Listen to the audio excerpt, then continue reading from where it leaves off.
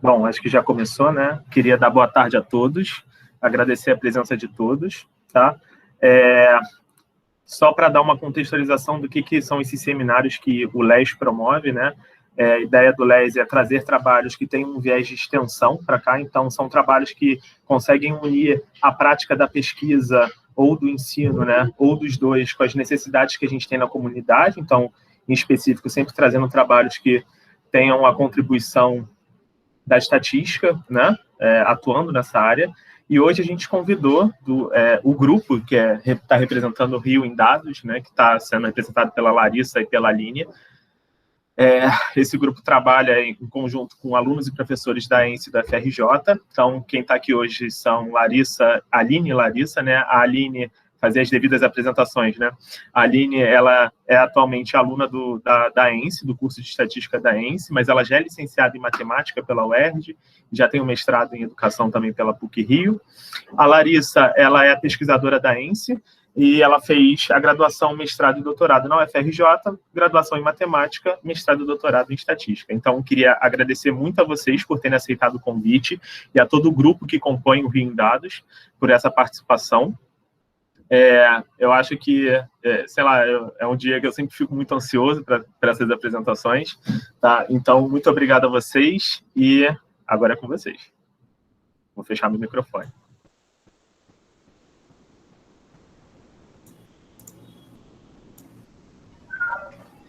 Obrigada, Rafael, obrigada pela apresentação, muito obrigada pelo convite, né? Ainda não. E agora, Larissa? Agora sim. Então, boa tarde a todos. Agradeço mais uma vez ao Rafael pelo convite. Obrigada pela presença de todos que estão aqui. Eu e a Aline, nós vamos dividir aqui essa apresentação. Nós fazemos parte do Rio em Dados, como o Rafael próprio disse, e a gente vai falar um pouquinho sobre educação e estatística no combate à Covid-19. Nós vamos apresentar o que é o Rio em Dados, qual foi a nossa motivação em criar esse grupo, um pouquinho da trajetória do nosso grupo e alguns exemplos do que a gente tem feito atualmente. Bom, quem é o Rio em Dados, né? O Rio em Dados é uma iniciativa independente, formada por alunos e professores da ENSE e da FRJ. Colocamos aqui a fotinho de todos os nossos membros, né? Nós temos 5 professores, 3 professores da ENSE, 2 professores da FRJ e 11 alunos que fazem parte da graduação em Estatística da ENSE e do mestrado em Estatística da UFRJ. Nem sempre esse grupo foi composto por essas 16 pessoas, né? Em alguns momentos entraram outras pessoas no grupo, saíram algumas, mas a gente está com essa formação atual. Bom, o objetivo do Rio em Dados é apresentar conhecimento estatístico de forma simples e objetiva. Ao longo da apresentação, vocês vão ver alguns exemplos de como que a gente consegue fazer isso. Nosso objetivo também é transformar dados em conhecimento para a tomada de decisão e tornar acessível conceitos estatísticos para a população de uma forma geral. Bom, para finalizar um pouco dessa apresentação inicial do Rio em Dados, a gente trouxe aqui onde que a gente está inserido, né? Quais as plataformas em que a gente tem algum contato, algum material. No GitHub, nós temos um dashboard, onde a gente atualiza constantemente. Nesse dashboard, a gente apresenta análises exploratórias de dados de Covid-19 voltados para a pandemia. Nós temos também um blog. Nesse blog, nós temos posts em que os alunos escrevem posts, onde a gente trata principalmente de assuntos envolvendo pandemia, estatística, alguns termos. Na motivação, eu vou falar um pouquinho desses termos, alguns termos estatísticos que aparecem nas mídias em que muitas pessoas não têm conhecimento, a gente trata um pouquinho nesses posts do blog. Nós temos também um Facebook, onde o principal objetivo é fazer o agendamento para os posts do Instagram, e temos um Instagram, @rioemdados, não sei se vocês seguem, mas convidamos aqui todos a acessar o nosso Instagram, @rioemdados, e verificarem as postagens, se vocês gostarem, vocês podem seguir a gente lá no Instagram. Bom, então, contando um pouquinho da formação do grupo, da motivação principal em criar esse grupo, a Aline está passando aí algumas reportagens do início da pandemia, e a gente marcou umas palavras-chave: achatamento de curva, média móvel, letalidade, curva epidêmica. Todos esses termos são termos que aparecem na mídia e que muitas pessoas não têm conhecimento do que são, não têm conhecimento, não conhecem esses termos e também não sabem o que eles significam. Então, essa foi uma das motivações da criação do Blindados. Nosso objetivo é tratar esses termos de forma leve, de forma simples, e acessar a população de um modo geral, explicando, né, a relação estatística, a relação da pandemia com isso tudo. Então, essa foi uma motivação muito forte para a gente criar o grupo. E eu vou mostrar para vocês agora um pouco da nossa trajetória, né? Porque o grupo ele teve várias roupagens.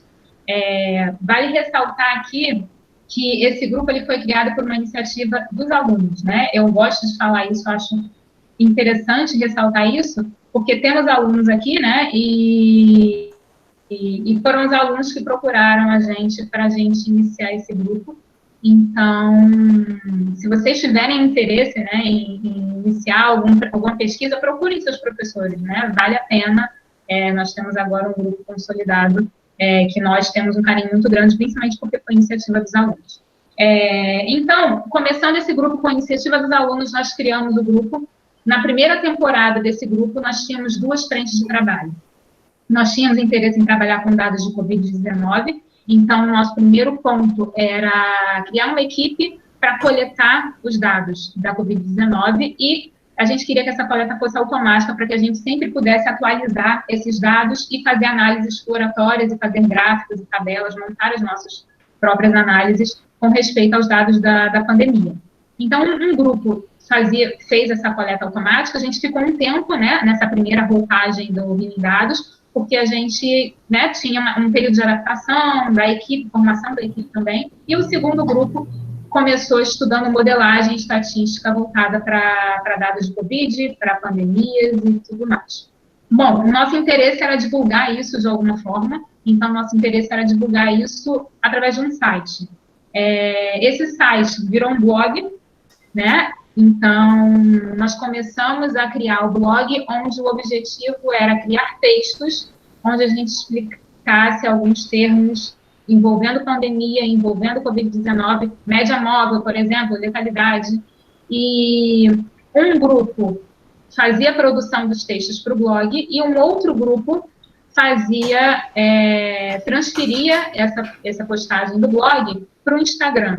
Qual o objetivo de criar um Instagram? Nosso objetivo em criar um Instagram era simplesmente divulgar o blog, né? Então, uma vez por semana, a gente tinha um texto, tinha um texto no blog, e esse texto era passado para a equipe do Instagram, e o Instagram, a equipe do Instagram, que a gente chamava de equipe de divulgação, eles transformavam esse texto apresentavam esse texto de uma forma mais visual, resumindo um pouco a informação, trazendo os pontos principais para a gente postar no Instagram e, dessa forma, tentar divulgar o blog. A gente ficou um tempo nessa segunda temporada, mas a gente percebeu que o Instagram precisa de uma certa constância nas postagens, né? Para a gente conseguir divulgar o blog através do Instagram, a gente precisava que o Instagram tivesse um alcance um pouco maior.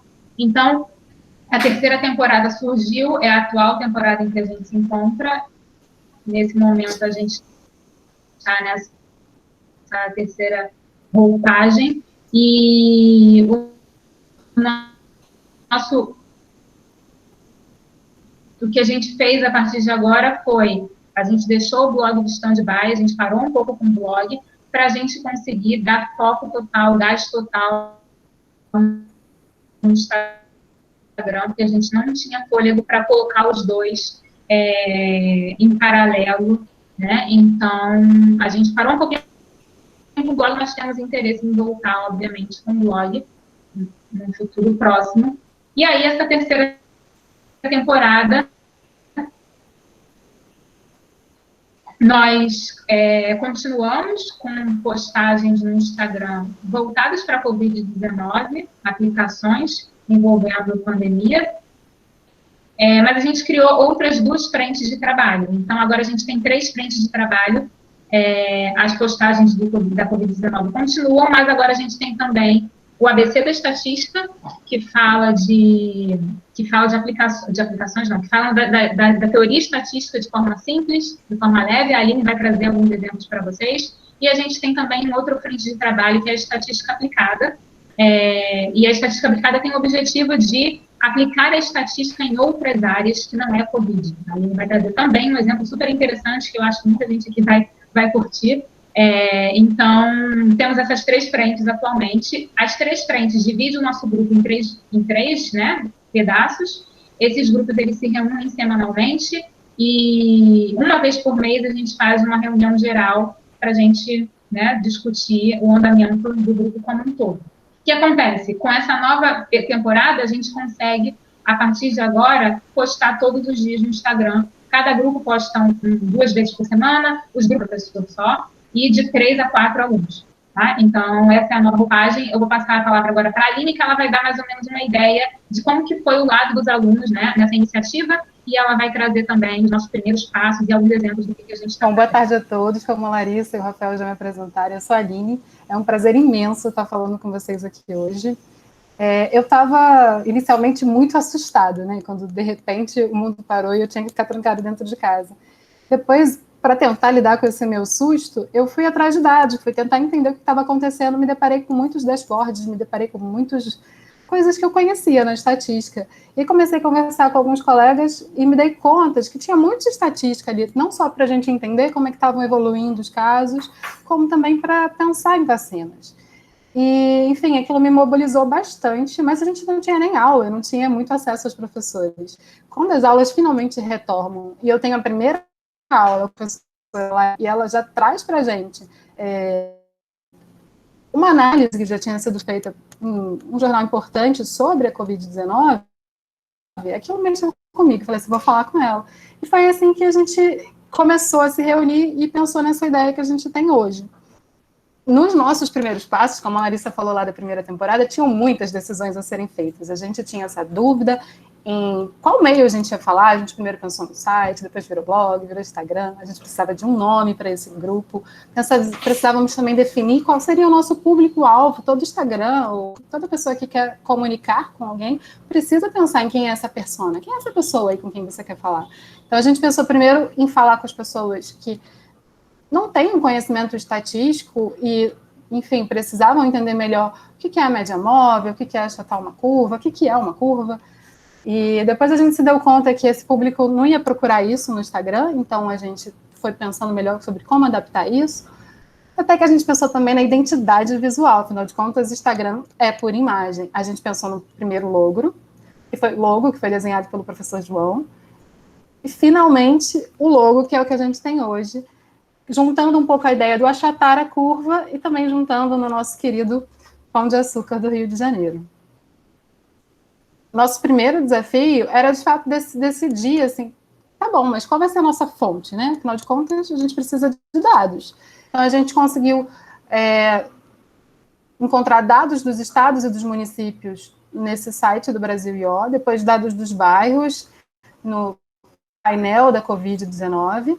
A gente montou, assim, 2 scripts no Python, um para pegar os dados do município, outro para pegar os dados dos bairros, e um terceiro script no R para poder pegar esses dados e fazer o upload no Drive, né? Onde a gente estava atualizando aquele dashboard que a Larissa mostrou para vocês. Aqui é só um exemplo do script dos municípios, está lá disponível no GitHub, quem quiser dar uma olhada, fique à vontade.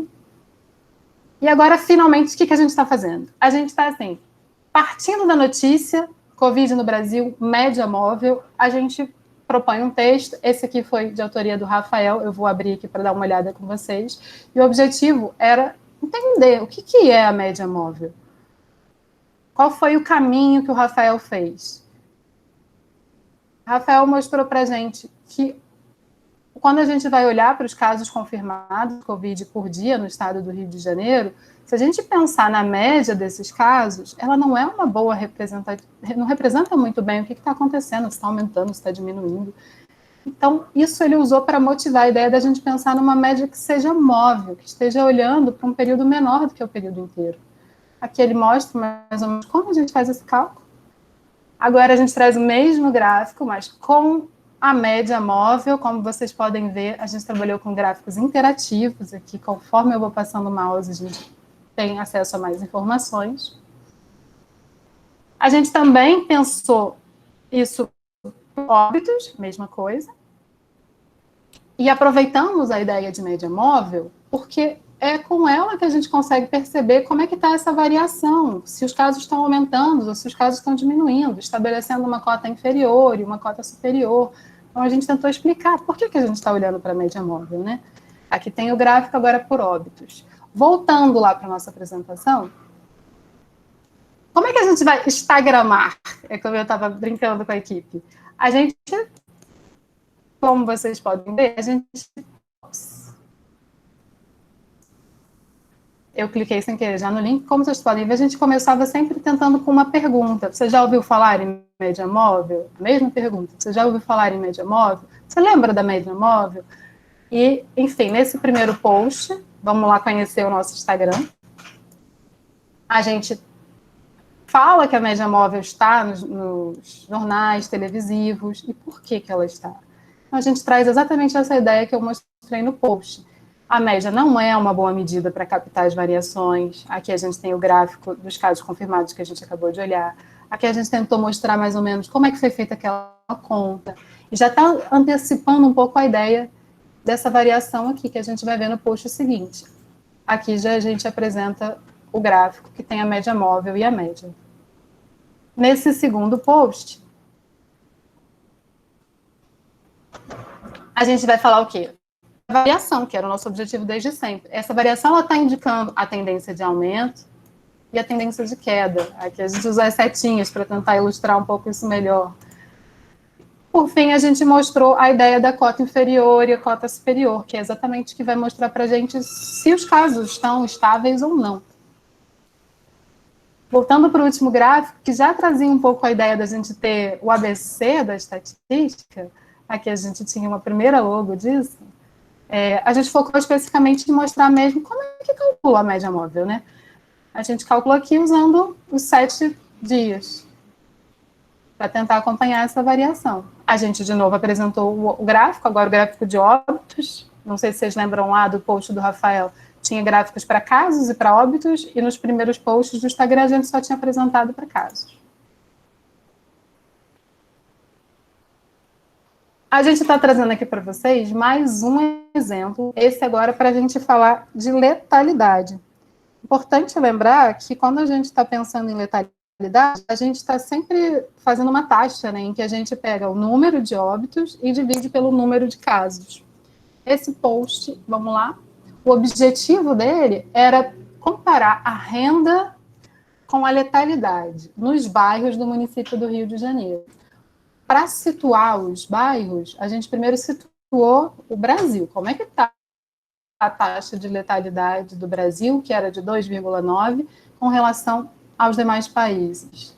E como é que está a taxa de letalidade do Rio de Janeiro? 6,6 com relação aos demais estados. Aí, finalmente, a gente chegou na taxa de letalidade dos bairros. Nesse gráfico, que também é interativo, quanto mais escura a cor, maior é a taxa de letalidade. A gente percebe aqui que na Zona Sul a taxa de letalidade é a menor. E agora o gráfico da renda domiciliar. Em salários mínimos, a gente usou os dados do censo de 2010 para a renda. Aqui também, quanto maior a cor, maior é a renda daquele bairro. Por acaso também está na Zona Sul.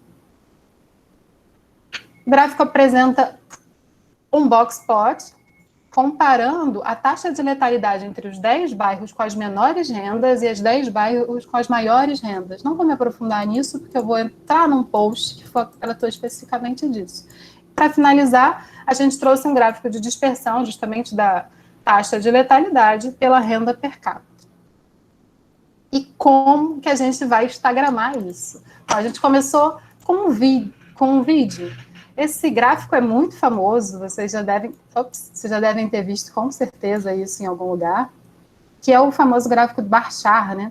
Aqui a gente está olhando para a evolução do número de casos confirmados no Brasil como um todo, desde a pandemia até o dia 1º de novembro, que foi quando a gente, poucos dias depois a gente divulgou isso. Feita isso, a gente tem outros posts relacionados à letalidade, mas eu trouxe aqui só um para a gente entender as estratégias que a gente foi experimentando para se apropriar dessa linguagem do Instagram. A gente começou com essa frase, que a gente, com certeza, vocês já receberam um e-mail assim, recado urgente, temos um recado urgente para você. Nós temos um meme para brincar com, a taxa de letalidade do Brasil é muito diferente das taxas dos bairros. Trouxemos personagens de novela para contar para a gente o que é a taxa de letalidade, como é que ela pode ser tão diferente entre os bairros. Aquele meme famoso da Nazaré não entendendo nada diante do Boxplot. A maneira que a gente tentou explicar o Boxplot foi mostrando que nessa parte você vai encontrar os 25% maiores valores, nessa parte central os valores centrais, nessa parte aqui os menores valores. A gente fez aquela comparação que aparecia lá no post. Olhando aqui para os 25% maiores taxas de letalidade dos 10 bairros com as menores rendas, eu vou olhar só para o limite superior. A gente vê que tinha 21,2 pessoas a cada 100 morrendo com Covid. Agora, aqui embaixo, nas maiores rendas, a gente olha que o máximo é 6,9, uma diferença bem grande.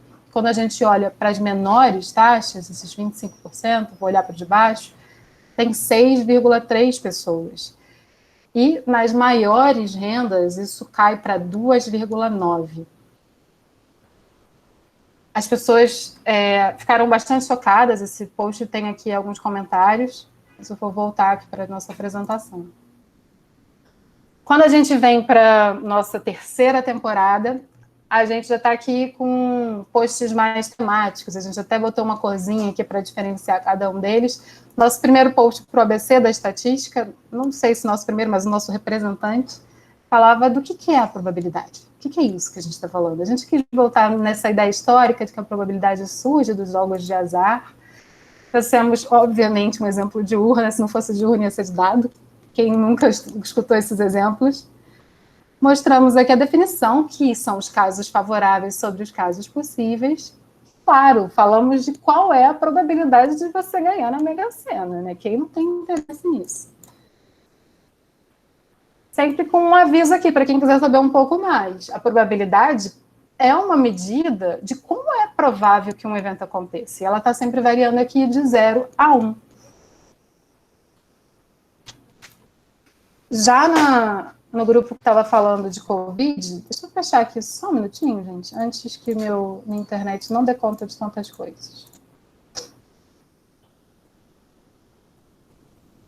Já no grupo que estava falando de Covid, a gente continua com aquela motivação de tentar entender o que as notícias estão dizendo. Não sei se vocês chegaram a acompanhar, mas o ex-ministro da Educação publicou no Twitter dele uma conta que ele supôs que era a maneira que se calculava, né, a eficácia de uma vacina, no caso da vacina Coronavac. Ele estava comentando essa reportagem, mas a explicação dele estava meio estranha. A gente achou que era melhor a gente tentar explicar essa conta. E a gente primeiro traz os dados, né? Esses são os dados aqui divulgados pelo Instituto Butantan, e vamos tentar entender o que é isso. Bom, quando a eficácia ela é uma eficácia global, ela diz o quê? Que os casos, incluindo aqueles casos que são assintomáticos e sem necessidade de assistência médica. É isso. No caso dela ter 50%, uma pessoa não vacinada em contato com o vírus vai ter o dobro de chances de contrair a Covid quando ela é comparada com a pessoa vacinada. Já a eficácia para os casos leves, ela se refere ao impacto da doença entre os vacinados e não vacinados quando os indivíduos são contaminados. E o percentual de 78% vai indicar que se uma pessoa vacinada contrai Covid, é uma probabilidade de 78% de que essa pessoa não precise de uma assistência médica.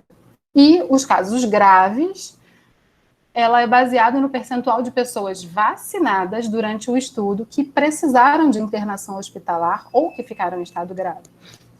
Então, o percentual, quando está em 100%, ele indica que entre os vacinados, nenhum desenvolveu o estado grave. Na estatística aplicada, a gente está de olho na casa mais vigiada desse país. A gente aplicou estatística para fazer uma análise da formação do paredão. Olhamos para os votos de paredão e de monstro por cada participante da disputa. Quando a gente olha aqui, a gente tem uma setinha que vai dessa pessoa até quem ela votou, dessa pessoa até quem ela votou, da pessoa até quem ela votou.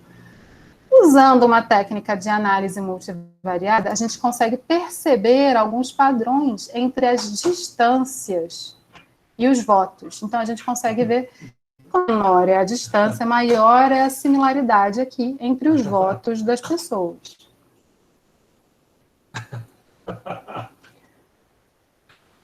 Como é que a gente conseguiu tornar tudo isso possível nesse mundo virtual? Bom, assim como essa palestra, a gente dependeu do Google Meet. A gente faz as nossas reuniões semanais lá, a gente depende do WhatsApp para se comunicar, a gente depende do Trello, onde a gente está organizando a agenda das 16 pessoas com esses cronogramas de publica post, publica story, responde comentário, interage com outros Instagrams. A gente usa os recursos do Google para poder hospedar esses dados, enfim. A gente tem usado o R, o Python, para extrair os dados, para tratar os dados, fazer as análises. O Canvas é onde a gente tem feito as nossas artes, os posts que vocês viram. O Flores foi onde eu fiz o gráfico que vocês viram do baixar em vídeo. GitHub é onde a gente está fazendo nosso dashboard, que a Larissa já mostrou. Facebook a gente usa como plataforma para agendar os posts do Instagram. E o Instagram, né? Afinal de contas, agora somos Instagramers. Bom, o que a gente encontra no caminho? Algumas inspirações. Nos inspiramos no projeto da UF, nos inspiramos no projeto da UFMG e também no Observatório da Covid. Mas também tinham muitos desafios, não são só inspirações que tinham no caminho. Primeiro desafio foi: quais são os dados? Coleta? Como é que a gente faz isso tudo? A gente foi entender que o processo de automatizar ia ser a solução, a gente poder focar os esforços em analisar e em aprender como. Aí a gente entra no desafio da linguagem. O desafio da linguagem eu acho que a gente não está encarando até hoje. E quem tiver sugestão, fique à vontade. A gente pensou logo em como que a gente conta história com dados. Primeira coisa, storytelling. Vamos tentar envolver as pessoas, vamos pensar numa história, numa lógica, como vocês viram, dividir em histórias mais curtinhas, uma coisa mais palatável ali para o Instagram. Então, pensando muito em como que a gente vai fazer essa visualização dos dados, gráficos que sejam interativos, para a pessoa poder explorar mais se ela quiser, ou gráficos que sejam interessantes, como aquele do vídeo que vocês viram. Um outro grande desafio que a gente ainda está aqui aprendendo muito é como aumentar o nosso alcance. Né, o Instagram tem suas métricas próprias que a gente está tendo que se apropriar delas para entender como os nossos posts vão ser mais divulgados. Então, como é que a gente faz esse compartilhamento, como é que a gente engaja mais as pessoas, tanto nos nossos stories como nos posts, comentando, então, com a nossa iniciativa. E a gente tem sonhos de próximos passos, né, Larissa? Então, como a gente apresentou aqui para vocês, nós estamos nessa terceira temporada, né, em que a gente está com foco no Instagram. Então, nosso interesse no momento, no futuro próximo, é aumentar o engajamento e aumentar o alcance.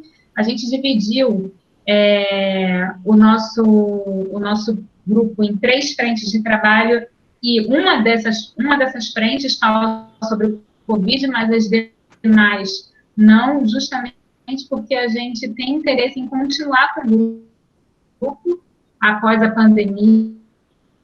Então, a gente tem interesse em tornar o Rio em Dados um projeto de extensão, propriamente dito, porque, por enquanto, ainda é algo independente que une professores e alunos da UFRJ e da ENSE. E, obviamente, a gente tem interesse em retornar com o blog, assim que a gente conseguir, né, dar o gás no Instagram e fazer com que ele ande de forma mais independente, enfim, aumentando o engajamento e o alcance, a gente consegue retomar o blog para manter os dois em paralelo. E é isso, a gente colocou aqui algumas informações do nosso e-mail, Deixa eu só a Aline passar aqui. O slide. Não passou. Foi. A gente colocou aqui o nosso e-mail. Quem quiser contribuir de alguma forma, quem quiser perguntar qualquer coisa, pode mandar e-mail para a gente, ou então na página do Instagram também, a gente sempre está de olho, pergunta ou qualquer comentário que apareça por lá. Esse aqui é o nosso mascote, né? Thomas o Estudante. A ideia do nome do Thomas o Estudante veio de Thomas Bayes e da Take Student, né? E aí ele dá um recadinho aí para todo mundo se cuidar, ficar em casa se possível, e se precisar sair, usar máscara. Então é isso, se vocês gostarem do conteúdo, curtirem, compartilharem, qualquer coisa, e seguirem lá a gente. É isso, muito obrigada pela atenção de todos. Obrigado, Aline e Larissa. A gente vai abrir agora para as perguntas, se alguém quiser perguntar alguma coisa para elas.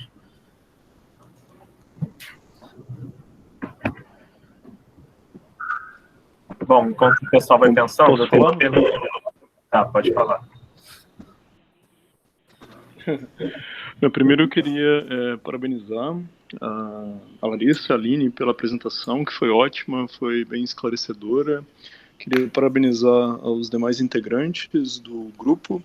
Acho que vocês trouxeram aí, bastante dos desafios que vocês vem enfrentando ao longo desses últimos tempos, e que fique uma grande mensagem para todos os alunos, né, da estatística que aqui estão, que é o quão difícil é a gente fazer comunicação, né?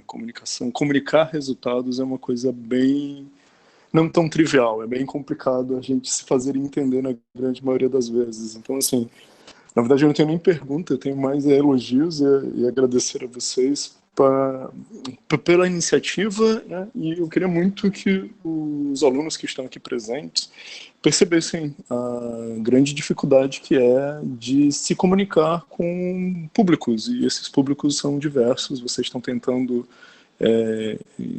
conversar ou se comunicar com grandes massas, então isso torna o trabalho ainda mais difícil, então um desafio ainda maior. E eu fico imensamente feliz de ver iniciativas como essas. Acho que a gente está precisando disso, a gente precisa colocar a estatística aí no radar de todas as pessoas, então eu fico muito, muito feliz com a iniciativa de vocês. Parabéns de verdade pelo trabalho. Obrigada, Johnny. Tem sido um desafio, mas tem sido também um grande prazer. A gente foi se reinventando nesse caminho, e quem tiver sugestões, a gente está aberto, que a gente ainda está aprendendo, né, Larissa, a como comunicar a estatística de maneira atraente. Eu caí no meio da pergunta do Johnny, então eu não... Não, ele está mais elogiando a gente mesmo, agradecendo aqui. A gente está fazendo esse trabalho de comunicação estatística. Eu estou dizendo que a gente ainda está aprendendo a fazer, é um desafio que a gente está encarando. O site da UF, inclusive, foi inspiração para a gente logo no início. Acho que até os meninos que estavam no grupo da coleta de dados, eles mandaram um e-mail para o pessoal, para vocês, que a gente queria divulgar de alguma forma, né, o início do conteúdo e tudo mais, e a gente não sabia como. Até a gente criar o blog, o Instagram e tudo mais, demorou um tempo, né? Então, foi inspiração para a gente o trabalho que vocês desenvolvem na UF também. Obrigado. Eu vou seguir a ordem aqui das mãos levantadas, e a próxima pergunta é da Sandra. Pode falar, Sandra. O microfone vai e volta. Bom, meu nome é Sandra Brignol, eu sou professora de epidemiologia 1, que é a bioestatística da medicina da UF, e eu queria parabenizar vocês, porque realmente fazer uma comunicação, né, de conteúdos de estatística é bem difícil, é um desafio, né, diário. Eu acho que vocês estão tendo muito sucesso, né? Eu uso o blog de vocês, coloco, né, com as devidas créditos, né, nos meus slides, agora aula remota, né?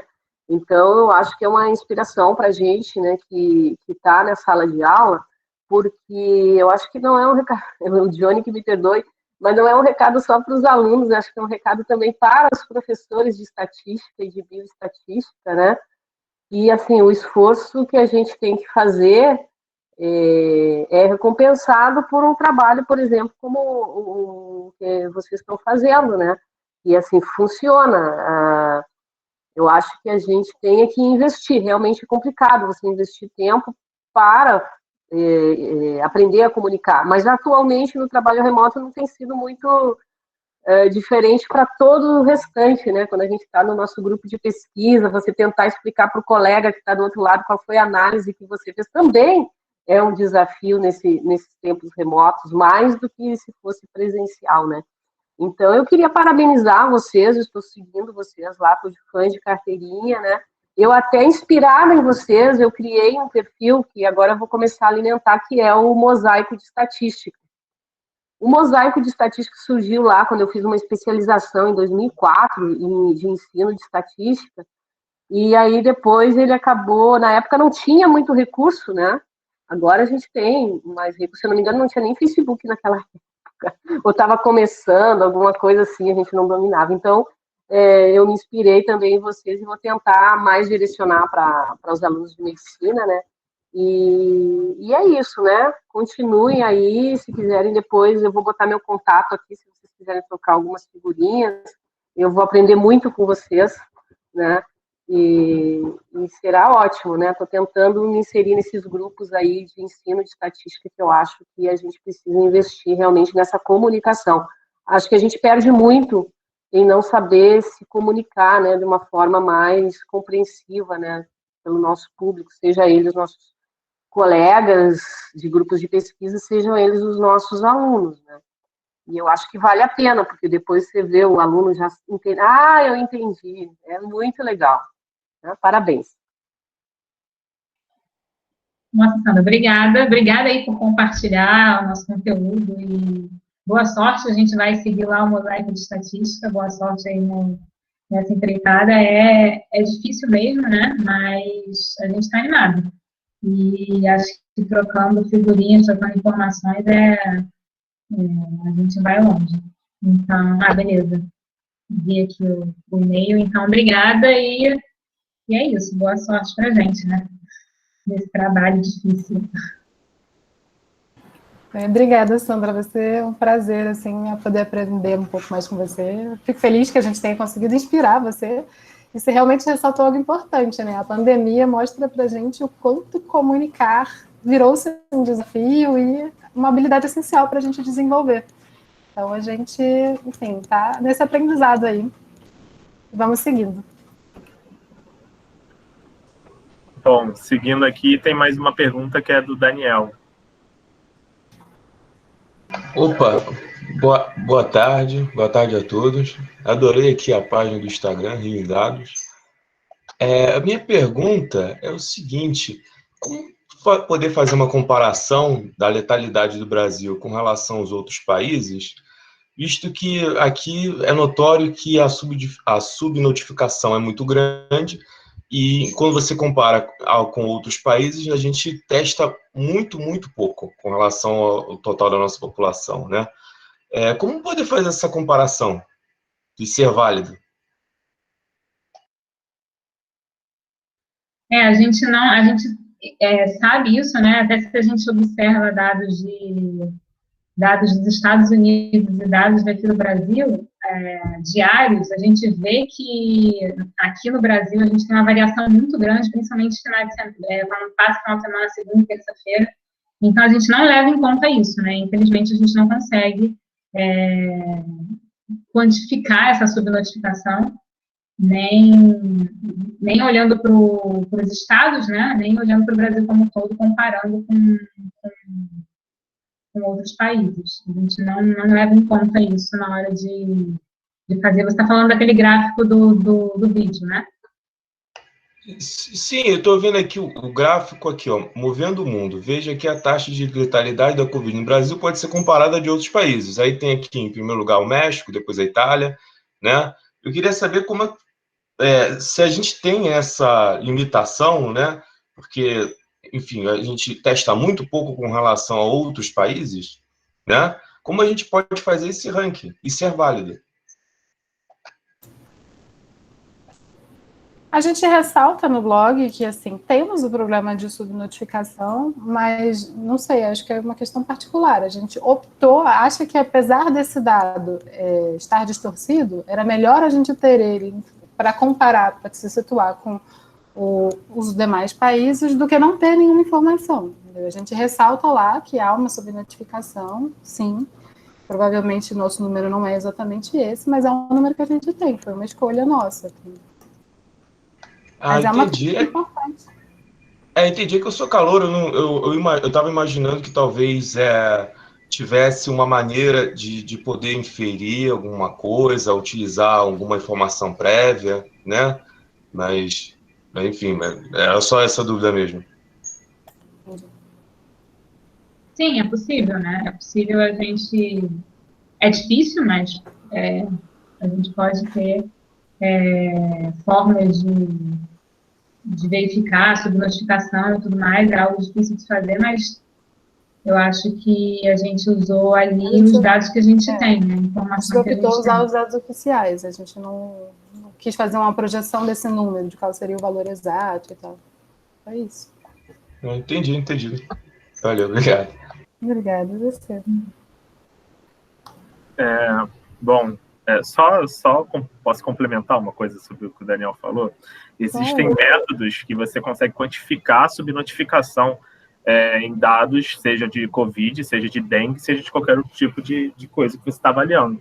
Mas temos as limitações do dado oficial. Então, a realidade que a gente tem hoje é essa. O que a gente vai fazer?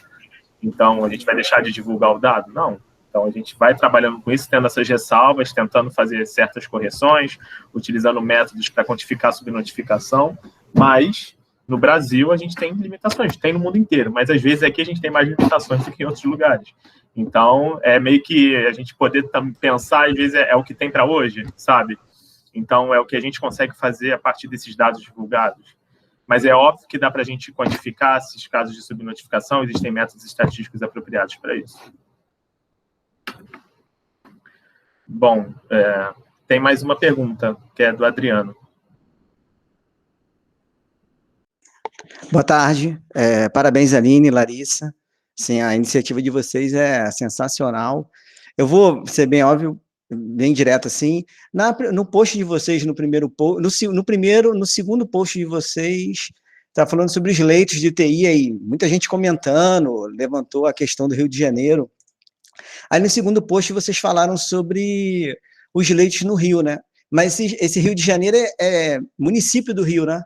Porque eu dei uma olhada no site e não é o estado do Rio de Janeiro, no post do Instagram. Vocês colocam 2042. O post que você... Eu não sei do Instagram. Qual post você está falando, mas no geral... Do de hoje? Ele foi dia 19, dia 19 de fevereiro. De hoje. Não, no geral, nosso foco era o município do Rio de Janeiro mesmo. A gente pode aqui conferir se esse era. Tá. Os dados dos dois últimos posts que falam de leitos são dados da Secretaria Municipal de Saúde e do município do Rio. Tanto os dados que informam sobre os leitos ocupados, como os dados que informam, que é o outro post, sobre os leitos impedidos, né, que são aqueles que não têm condições de serem utilizados. Nos dois casos, a gente está falando do município. Que a minha questão é parecida com o Daniel, a questão de qualidade do dado. Porque, por exemplo, quando a gente fala de SUS, a gente fala tanto do sistema público quanto do sistema privado, ele engloba todos. Só que a Secretaria de Saúde do Rio de Janeiro está com dificuldade em coletar dados do sistema privado. Tanto que no sistema da prefeitura só tem um hospital privado, que é o Hospital Adventista Silvestre, que fica lá perto do Cristo Redentor. Mas a gente usa só, deixa eu ver aqui, os leitos, só os públicos. Não, isso que eu ia te falar. Dentro desses leitos públicos, que seria público, se você olhar lá, a última unidade é o Hospital Adventista Silvestre, que é um hospital particular, penúltimo, Hospital Adventista Silvestre. Porque a confusão é o seguinte, quando você coloca SUS, que o Sistema Único de Saúde ele engloba tudo, tanto público quanto privado. Então, acho que no post, não sei se seria trabalhar essa informação, que é um questionamento que o pessoal faz.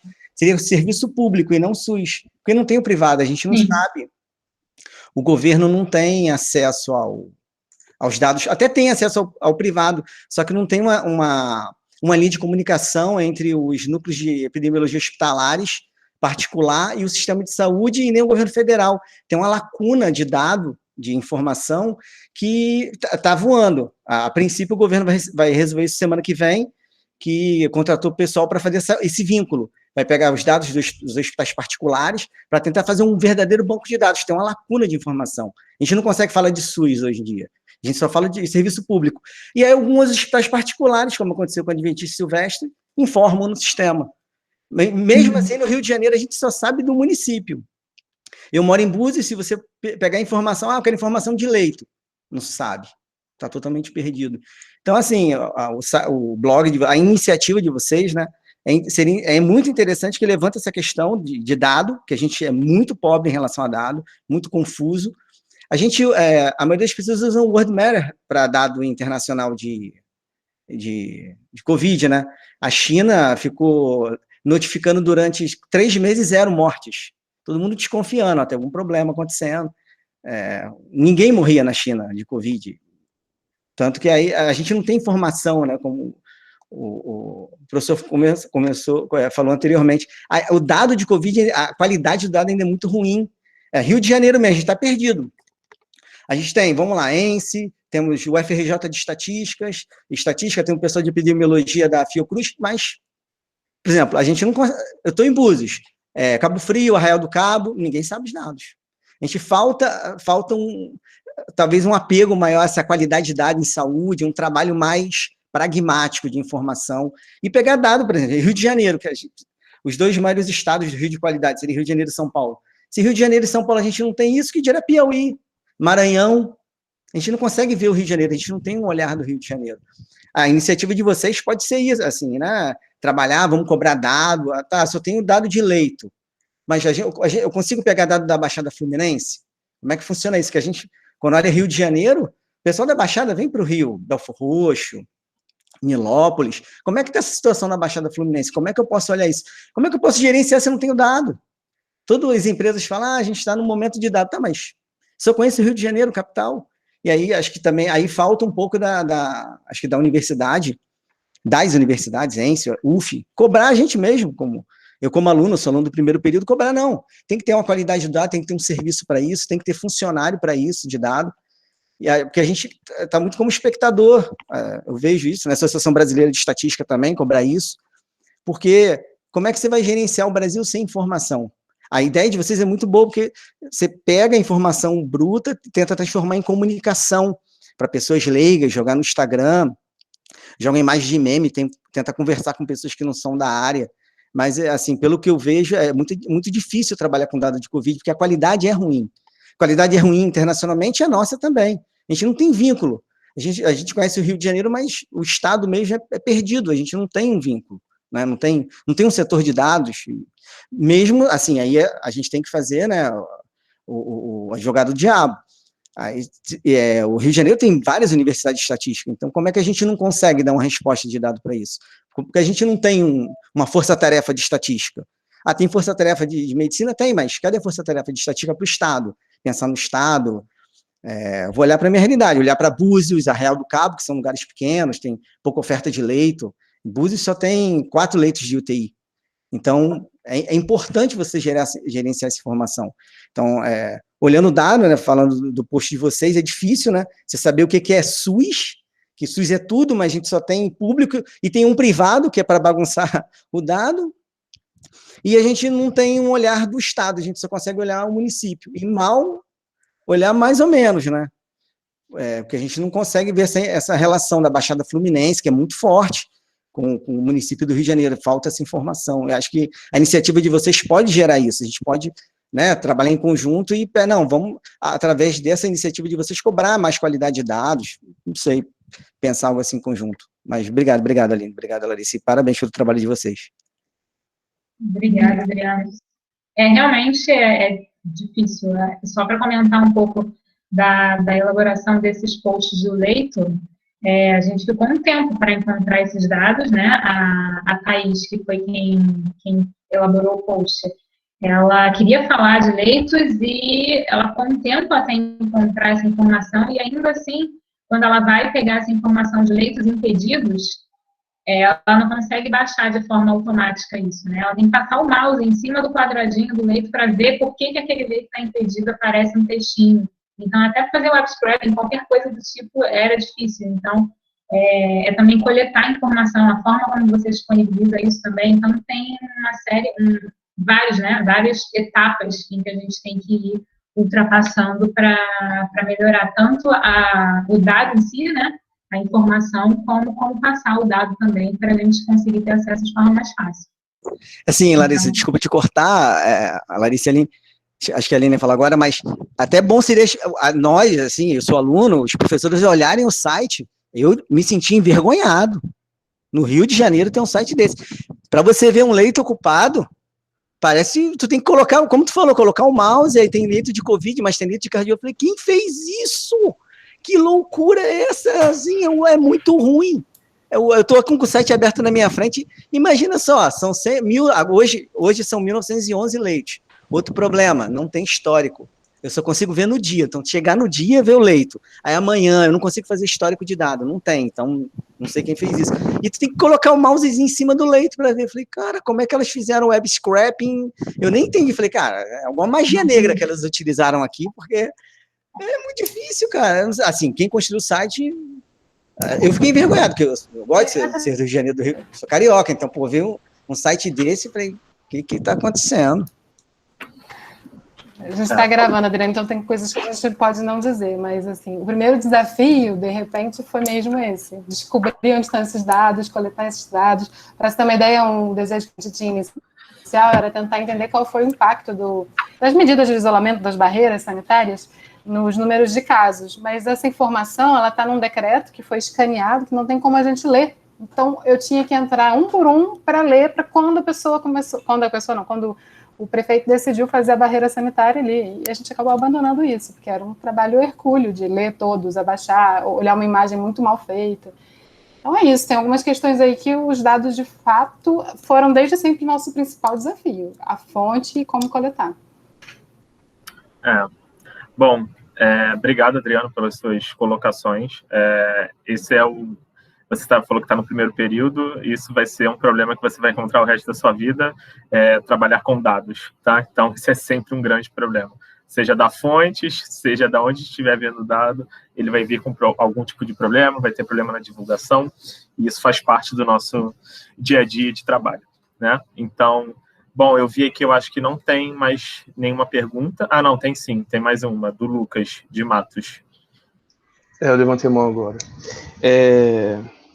Então, a minha preocupação maior é, por exemplo, a gente tem a questão da imunidade de rebanho, né? Que eu acho que é 60%, 70%, se não me engano, para alcançar essa imunidade. Existe alguma estimativa de que isso possa acontecer em 2021? Falo isso porque eu estou preocupado com a festa de formatura, gente. A gente já está adiando, a gente está numa discussão, é uma complicação isso, entendeu? Então, a gente olha bastante, eu vi uma reportagem, né, na verdade, falando que com a vacina da Coronavac a gente consegue atingir a imunidade de rebanho, se eu não me engano, em 2022, e no mundo em 2029, alguma coisa do tipo. Eu não lembro agora da fonte da reportagem, mas acho que foi numa revista, não lembro exatamente agora, mas foi um tempo aí que eu li essa reportagem, mas a gente não fez nenhum tipo de pesquisa relacionada a isso ainda, né? Não estudamos isso. Mas eu vi uma reportagem comentando isso, Foi até uma missão inicial, Lucas, aí essa oportunidade que a Sandra nos deu, falando que ela, de repente, pode nos ajudar, sim, a gente modelar algumas coisas, fazer previsões e antecipar alguns cenários, mas a gente não teve fôlego para isso, não. Uhum. E a gente acabou encarando mais esse braço mesmo da comunicação estatística e de comunicar o básico, gente. Tem gente realmente que ainda não está sabendo entender o que é uma média, o que é uma taxa de letalidade, aí a gente acabou focando os esforços nisso. Mas quem dera a gente tivesse fôlego para modelar, enfim, a imunidade. Uma outra dúvida que eu tenho é, por exemplo, sobre também as variantes, né, do vírus. O quanto isso pode afetar a eficácia da vacina? Talvez a gente existe a chance da gente voltar para aquele lockdown inicial, assim, é meio difícil também, né? Não sei ver também. Se alguém souber... Eu acho que o tema daqui era a parte mais da educação e estatística. Como apresentar dados, né? Também não Foi sei. mal, gente. Como é que a gente vai divulgar? Como é que eles divulgam isso de uma forma mais palatável para quem não entende de estatística poder entender o que são esses termos que estão sendo utilizados? Talvez a Sandra consiga te ajudar muito mais lá na faculdade de medicina. Aí talvez tenha algum tipo de resposta sobre isso. Obrigado. Ela já se disponibilizou aqui no chat, Rafael. Não sei se você tem mais tempo, mas ela... Tá, é porque eu estou vendo isso. É bem rapidinho. Pode falar. É aproveitar que tem tanto aluno de estatística aqui, né? E, assim, o gostoso de trabalhar com dados, apesar da gente ter essas questões, existem várias teses, várias dissertações em epidemiologia falando dessa questão da qualidade dos dados, e não é só Covid. Né? Dados de mortalidade, você não tem o preenchimento correto da declaração de óbito. Então, assim, a epidemiologia... se vocês quiserem pegar a disciplina de epidemiologia, vocês podem fazer, que eu acho que vai ajudar muito para quem quiser trabalhar com análise de dados na área de saúde. É um grande desafio trabalhar com dados secundários, né? Embora também a gente vê, quando você pega, né, os relatórios do censo, você vê que também tem uma série de questões em relação aos dados. Os dados sempre são um limite, né? Mas a gente tem como tratar. A gente tem a questão da modelagem que a gente tem como tratar quase tudo, né? E em relação à Covid, o Guilherme Werneck, que é um grande epidemiologista aqui do Rio de Janeiro, da ENSP, ele ontem ou hoje publicou um artigo falando da questão dos surtos no Brasil. Depois que a OMS decretar o fim da pandemia, nós ainda continuaremos tendo os nossos surtos por conta do todo o contexto sanitário que a gente vive, né? Além do político no contexto sanitário, que eles estão relacionados, né? Então, é só para dizer que os alunos podem acompanhar até pelo Instagram a BBC News e a BBC Brasil, que eles estão toda hora publicando artigos dos epidemiologistas falando dessa questão da pandemia. E não é nada fácil de responder as perguntas, são extremamente complexas as perguntas que foram feitas aqui, só para dizer que não existe uma resposta fechada, né, para nada atualmente. É só essa oportunidade mesmo de falar para os alunos poderem se informar, né, sobre as questões da pandemia e também da questão do grande desafio que é analisar dados e fazer modelagem ainda, né, com previsões. Então, é extremamente complicado. Exatamente. Obrigado, Sandra, pela resposta para o Lucas, tá? Bom, gente, eu acho que não tem mais nenhuma pergunta aqui. Eu queria agradecer a presença de todos, as pessoas que perguntaram. Acho que as perguntas foram bem pertinentes. Eu acho que deram várias ideias também para a Aline e para a Larissa. A minha pergunta era mais para a parte de modelagem, né? O que vocês pretendiam fazer disso em termos de divulgação. Mas eu acho que vocês já falaram que vocês pretendem continuar expandindo para essa linha.